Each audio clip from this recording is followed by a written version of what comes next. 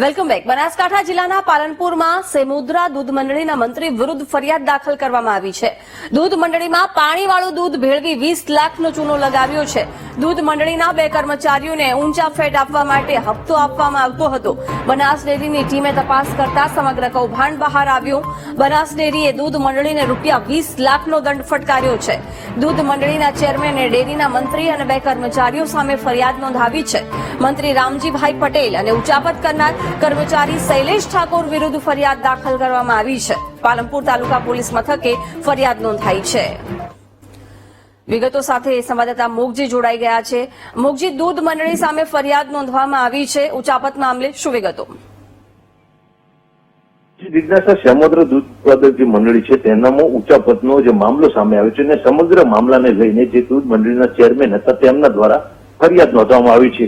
જે પ્રકારે સમુદ્ર દૂધ મંડળીના જે ઓપરેટર હતા એટલે કે જે ટેસ્ટર કહેવાય છે તે દૂધ લેતા હતા અને ગ્રાહકો સાથે તેમની સીધી રીતે ગેરરીતિ આચરી છે। ગ્રાહકોને જે દૂધમાં હતા તે પાણી રેડીને લાવતા હતા અને તેમની ઊંચા ફેટ આપીને આ ટેસ્ટર જે ડેટા કર્મચારી હતા શૈલેષ ઠાકોર તે અને જે અકર્મ કરીને જે ગ્રાહક હતા અને તેમના પરિવારજનોનું જે દૂધ આવતું હતું તેમાં પાણીનું ભેળસેળ કરી અને આ સમગ્ર ઊંચા ફેટ આપી અને આ સમગ્ર ગેરરીતિ આચરવામાં આવી હતી। અને ગેરરીતિ છેલ્લા કેટલાય મહિનાથી આચરવામાં આવ્યું હતું ને જેમાં બનાસ ડેરી સુધી આ સમગ્ર મામલો પહોંચ્યો હતો અને બનાસ ડેરી ટીમ દ્વારા તપાસ કરવામાં આવતો આ સમગ્ર મામલો બહાર આવ્યો છે અને દૂધમાં પાણી ભેળવીને ડેરીમાં સમુદ્ર દૂધ ઉત્પાદક જે ડેરી છે તેમાં ભરાતા હતા અને ત્યારે આ મામલાને લઈને તપાસ હાથ ધરી અને બનાસ ડેરીએ 20 લાખનો દંડ ફટકાર્યો છે, જેમાં અત્યારે તમામ જે કર્મચારી હતા તેમને પણ છૂટા કરવામાં આવે છે અને જે ગ્રાહકો છે એટલે કે જે દૂધ ભરાવા આવતા હતા તેમની સામે પણ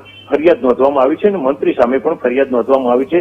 ત્યારે સમગ્ર મામલે અત્યારે તો પોલીસે તપાસ હાથ ધરી છે અને જે દંડ ફટકારવામાં આવ્યો છે તેને તાત્કાલિક ભરવામાં આવે તેવી પણ અત્યારે સમગ્ર મામલે ચેરમેને પોલીસ મથકે ફરિયાદની નોંધાવી છે।